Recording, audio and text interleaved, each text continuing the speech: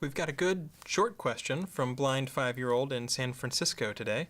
The question is, are Chrome's usage statistics used in evaluating site speed?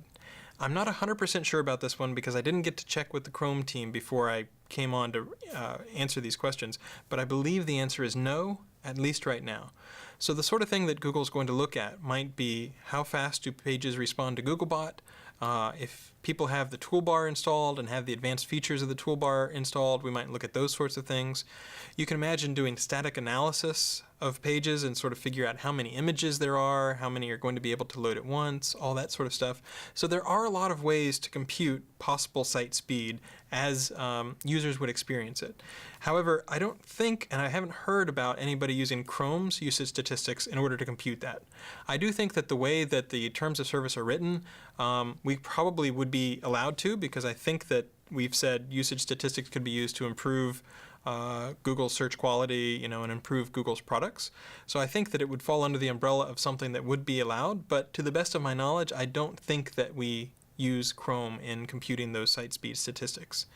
For the people who are worried, you can always turn it off. Chrome tries to be very, very careful about when it talks back to Google, and in fact a lot of people are like, oh, Chrome is always talking back to Google, and that's really a misperception. If you look at many browsers, it actually sends a lot less information than the vast majority of browsers. Things like when you start typing in a URL, if you have Google set as your suggests, vendor, so to speak, then it will send those typed keystrokes in order for Google to suggest useful things that might be what you're interested in.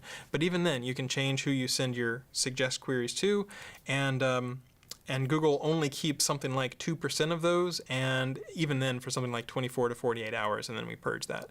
So all the people who are worried about Chrome is spying on you or something like that, you can always install Chromium, which is the open source version of Chrome, if you want to be completely safe and know every single line of code you can look at. But really you don't need to worry about running Chrome. And to the best of my knowledge, we don't use usage statistics from Chrome in computing site speed.